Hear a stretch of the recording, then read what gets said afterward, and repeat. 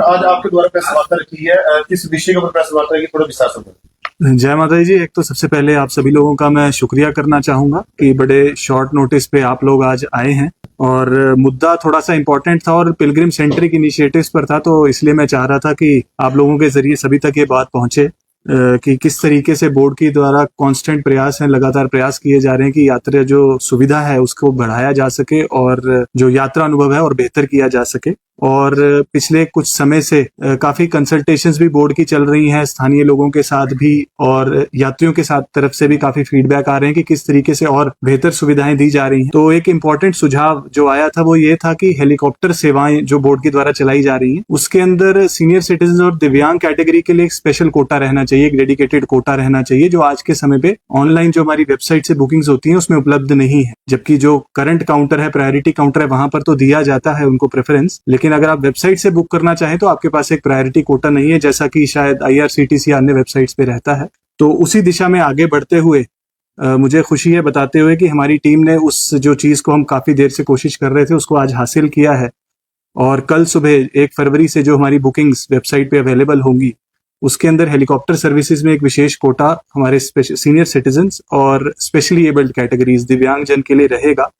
और चूंकि बुकिंग्स आप सब लोग जानते हैं कि 60 दिन पहले ओपन होती हैं, तो कल फरवरी में जो अप्रैल की बुकिंग्स हैं उसका डेटा, उसका जो है कोटा अवेलेबल होगा। और अप्रैल से आप जो सभी लोग हैं जो सीनियर सिटीजन्स हैं वो अपनी बुकिंग्स कर सकते हैं, कल सुबह से मतलब बुकिंग्स कर सकते हैं अप्रैल की विंडो के लिए। और यही जो कोटा है दिव्यांग कैटेगरीज के लिए भी अवेलेबल रहेगा। और पिछले 3 महीने से शायद आप लोग जानते होंगे कि बैटरी कार बुकिंग्स में ये कोटा रिलीज किया जा चुका था और अक्टूबर से ये कोटा लाइव है और काफी अच्छा रिस्पांस हमें मिला है दोनों सीनियर सिटीजन्स और दिव्यांग कैटेगरी से कि उनको काफी सहूलियत मिली है ऑनलाइन बुकिंग्स हासिल करने के लिए। तो इसी तर्ज पर आगे बढ़ते हुए आज हेलीकॉप्टर सेवाओं के लिए इस कोटे को रिलीज किया जा रहा है, जिससे हम समझते हैं कि यात्रा अनुभव इन कैटेगरी ऑफ पिलग्रिम्स के लिए काफी बेहतर रहेगा। उसके अलावा जो एक इम्पॉर्टेंट चीज चल रही थी जो बोर्ड की तरफ से काफी देर से शुरू भी की जा चुकी है और उसकी संख्या में भी वृद्धि की गई है, वो है बोर्ड की लंगर सेवा। और जैसा हम जानते हैं कि पिछले 2 साल में 2 लंगर सेवाएं बोर्ड के द्वारा एड ऑन की गई हैं, एक थी भैरव जी पर और दूसरी थी अर्धकुंवारी में। और आज के समय में हम देखते हैं कि आज पीक सीजन है तो तकरीबन 5 से 7 हजार श्रद्धालु इसका लाभ ले रहे हैं। और अगर हम मार्च या अप्रैल या नवरात्रि के पीक सीजन की तरफ जाते हैं तो तकरीबन 10 से 12 हजार यात्री लंगर सेवा का लाभ लेते हैं। उसके अंदर दाल चावल की जो एक बेसिक मिनिमम जो उपलब्ध हमारी तरफ से आइटम कराई जा रही थी सुबह 7 बजे से रात को 12 बजे तक, उसको अपग्रेड करते हुए अब बोर्ड ने ये निर्णय लिया है कि जो यहाँ की एक स्थानीय आइटम भी है कड़ी चावल, उसको इसके अंदर शामिल किया गया है। तो अर्धकुंवारी और भैरव जी के भोजनालय पे पिछली 14 तारीख मकर संक्रांति के दिन से इसकी शुरुआत की गई है। और हमारी कोशिश यही है कि लंगर सेवा में भी जो है यात्रियों का अनुभव बेहतर रहे। और हम उम्मीद करते हैं कि जो यात्रियों का फीडबैक रहेगा उसको देखते हुए हम आगे भी कैसे लंगर सेवाओं में वृद्धि कर सकते हैं, बेहतरी कर सकते हैं, उस पर काम करेंगे। साथ ही साथ जैसा कि हम जानते हैं कि बहुत ही जल्द दिल्ली से कश्मीर जो ट्रेन सेवा है वो जल्द से जल्द शुरू होने वाली है और जिसके लिए ट्रायल रन्स हाल ही में कंप्लीट किए गए हैं। और हमारा ये मानना है कि शायद उससे यात्री फुटफॉल कटरा में भी बढ़ेगा। उसको देखते हुए बोर्ड ने ये फैसला किया है कि कटरा रेलवे स्टेशन पर भी एक चाय के लंगर की सुविधा जो है वो परमानेंट फीचर बनाया जाएगा। पहले ट्रायल बेसिस पर हमने कुछ समय के लिए सेवा शुरू की थी, लेकिन अब ये फैसला किया गया है कि ये परमानेंट फीचर रहेगा और आगे आने वाले समय में रेल से आने वाले जितने भी यात्री हैं उनको जो है चाय की सुविधा बोर्ड के द्वारा रेलवे स्टेशन पर भी उपलब्ध कराई जाएगी। तीसरी एक इम्पॉर्टेंट यात्री फैसिलिटी है हमारी हवन पूजन। और जैसा आप जानते हैं कि यज्ञशाला का उद्घाटन पिछले 6 महीने पहले माननीय अध्यक्ष महोदय द्वारा भवन पर किया गया था और उसके बाद से हवन की सुविधा जो है यात्रियों को बड़े आसानी से उपलब्ध हो पा रही है। और हमारी वेबसाइट के अलावा करंट काउंटर पर भी बुकिंग से लोग इस सुविधा का आनंद ले रहे हैं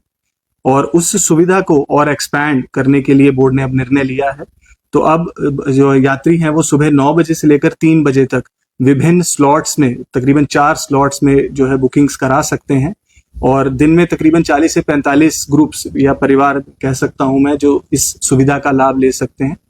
और यात्रियों का ये फीडबैक था कि शायद अभी तक लंगर सेवा 5 के ग्रुप के लिए अवेलेबल थी, तो 2 लोगों के लिए भी अगर कोई कपल इस सुविधा का लाभ लेना चाहे तो उसके लिए भी एक स्पेशल कैटेगरी बनाने की जरूरत है। तो बोर्ड ने उसके अंदर भी एक स्पेशल कैटेगरी फॉर 2 पीपल, 2 लोगों के लिए एक स्पेशल कैटेगरी जो है वो इंट्रोड्यूस की है, और वो सुविधा भी हमारी वेबसाइट से अवेलेबल है। भवन के अलावा अर्धकुंवारी यज्ञशाला के अंदर भी हवन सुविधा को इंट्रोड्यूस किया गया है, ताकि कुछ लोग अगर वो भवन पे उस सुविधा का लाभ नहीं ले पाते हैं तो अर्धकुंवारी की यज्ञशाला में भी हमारी पुजारी विंग जो है यात्रियों को हवन की सुविधा अवेलेबल करा रही है। और ये फैसिलिटी भी रिसेंटली इंट्रोड्यूस की गई है, और आगे आने वाली नवरात्रि में इसको भी उसी तर्ज पर एक्सपैंड किया जाएगा जिस तरीके से भवन पर यह सुविधा उपलब्ध रहती है। तो ये जो सभी सुविधाओं की वृद्धि है या विस्तार है, उसका मकसद यही है कि जितने भी देश विदेश से श्रद्धालु आ रहे हैं उनके फीडबैक को ध्यान में रखा जाए, स्थानीय लोगों के काफी कंसर्न्स हैं उसको ध्यान में रखा जाए। उन सभी चीजों को आगे बढ़ते हुए हम फैसिलिटीज में इजाफा कर रहे हैं। बाकी एक इम्पॉर्टेंट अनाउंसमेंट ट्रेडिशनल ट्रैक के लिए, क्योंकि जो हमारा पवित्र प्राचीन मार्ग है बाणगंगा से होते हुए चरण पादुका होते हुए अर्धकुंवारी जब हम पहुंचते हैं, तो उसकी अपग्रेडेशन के ऊपर बोर्ड ने काफी एक अहम निर्णय लिया है, जिसके अंदर काफी एलैबोरेट एक्सटेंसिव प्रोजेक्ट्स चल रहे हैं। और हमारी जो टारगेट हमने रखा है कि आने वाली चैत्र नवरात्रि तक इसको हम कंप्लीट करें अगले 2 महीनों में, और उसके अंदर 3 इंपॉर्टेंट प्रोजेक्ट्स है जिसकी कंप्लीशन पे हम काम कर रहे हैं। सबसे पहला है हमारा दर्शनी ड्योढ़ी के ऊपर क्यू कॉम्प्लेक्स, यानी कि एक प्रतीक्षा का एरिया, ताकि जितने भी लोग अगर भीड़ भाड़ के दिनों में आते हैं, तो हम पहले देखते थे कि काफी लंबी कतारें उनकी शहर में लगती है और उनको दिक्कत आती है जब वो फ्रिस्किंग के लिए अंदर एंटर करते हैं।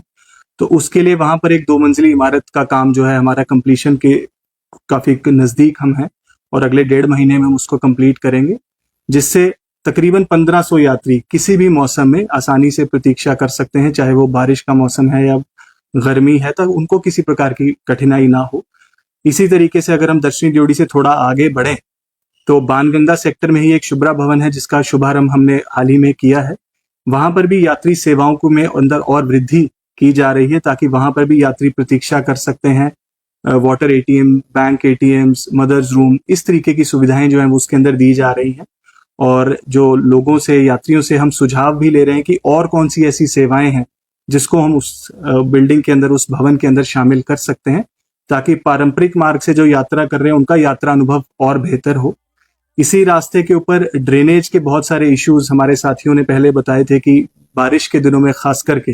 ड्रेनेज के काफी इश्यूज दिक्कत आती है, पानी के बहाव से काफी लोगों को इनकन्वीनियंस का सामना करना पड़ता है। तो एक एक्सटेंसिव ड्रेनेज नेटवर्क प्लान जो है हमारा, उसके ऊपर बोर्ड काम कर रहा है, जिसके अंदर तकरीबन पहले 250 मीटर पर काम जो है वो कंप्लीट हो चुका है, और नवरात्रि तक हमने पूरा जो सेगमेंट है 2.5 से 3 किलोमीटर का, उसको कंप्लीट करने का जो है टारगेट अपने सामने लिया है, ताकि आगे आने वाले समय में जो हमारा पीक यात्री सीजन रहता है, इस यात्रा मार्ग से यात्रा करने वाले साथियों को किसी प्रकार की दिक्कत ना हो, कठिनाई ना हो। टॉयलेट ब्लॉक्स की अपग्रेडेशन भी इसी यात्रा ट्रैक के ऊपर हम कर रहे हैं, जिसके अंदर कटरा से लेकर के अर्धकुंवारी तक 3 टॉयलेट ब्लॉक्स को हमने पायलट बेसिस पर लिया है, जिसके अंदर हम ना केवल टॉयलेट ब्लॉक्स की अपग्रेडेशन कर रहे हैं, उनके वेंटिलेशन सिस्टम्स को भी इम्प्रूव किया जा रहा है,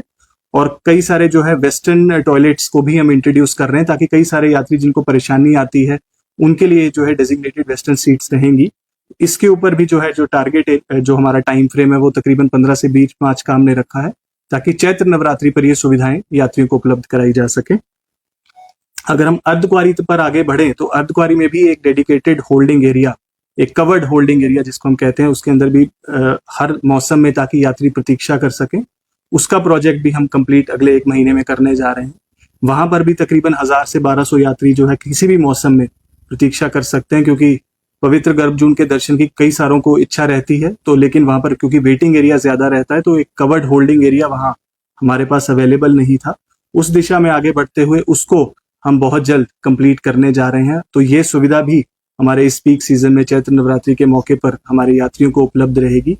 तो इस तरीके से ऐसे कॉम्पोजिट कई सारे जो काम है जो पारंपरिक यात्रा मार्ग पर हम कर रहे हैं, और कुल मिलाकर तकरीबन 20 करोड़ का एक कॉम्प्रिहेंसिव प्रोजेक्ट है, जिसका टारगेट है कि हम चैत्र नवरात्रि से पहले इन सारी जो सुविधाओं को यात्रियों को उपलब्ध करा सकें।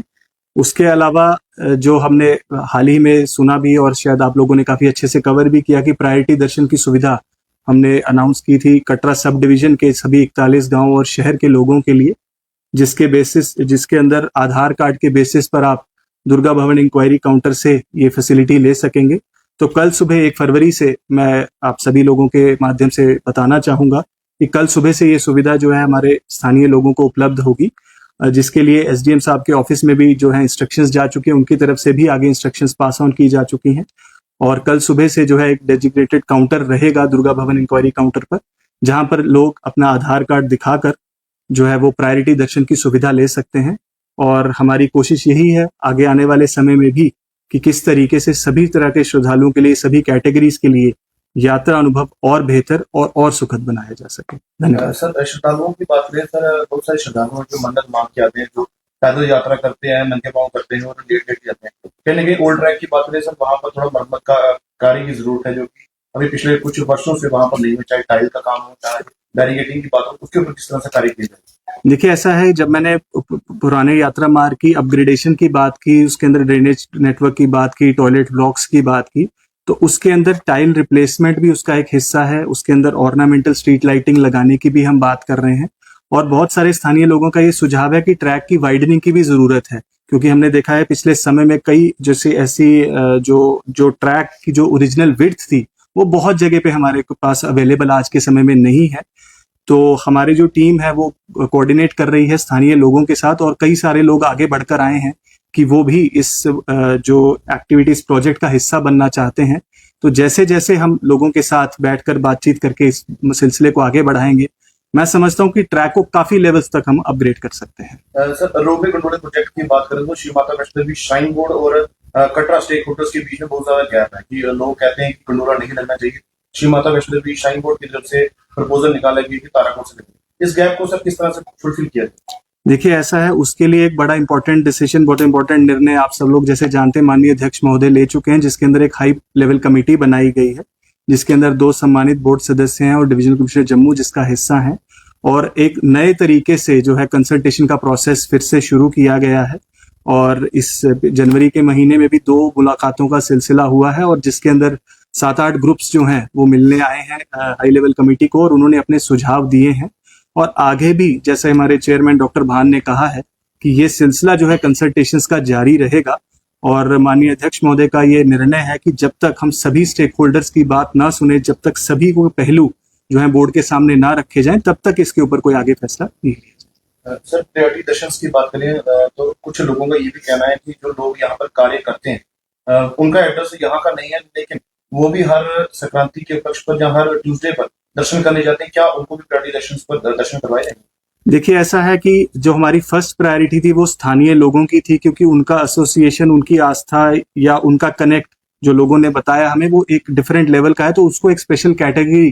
ट्रीट करते हुए इस जो है प्रायोरिटी दर्शन की सुविधा उपलब्ध कराई गई है। लेकिन जैसा आपने कहा कि बहुत से अन्य कैटेगरीज के लोग भी हैं जो दर्शनाभिलाषी हैं और जिनकी इच्छा रहती है कि वो फ्रीक्वेंटली माँ के दर्शन कर सकें, उनके लिए जो है जो हमारी जो कमेटी है, हमारी टीम है, उसको कंसिडर कर रही है कि किस तरीके से, क्योंकि सुरक्षा का ध्यान रखना भी हमारे लिए बड़ा जरूरी है, जिसके लिए RFID कार्ड्स और अन्य सुविधाएं, जो अन्य फैसिलिटीज जो है इंट्रोड्यूस की गई हैं, तो किस तरीके से हमारे इस सारे जो दर्शन प्रोसेस को, ताकि उनको भी कठिनाई ना हो और जो हमारा सेफ्टी एंड सिक्योरिटी सिस्टम्स भी इन प्लेस रहें, उसको किस तरीके से हम बैलेंस बना सकेंगे, उसके ऊपर हम आगे काम करें।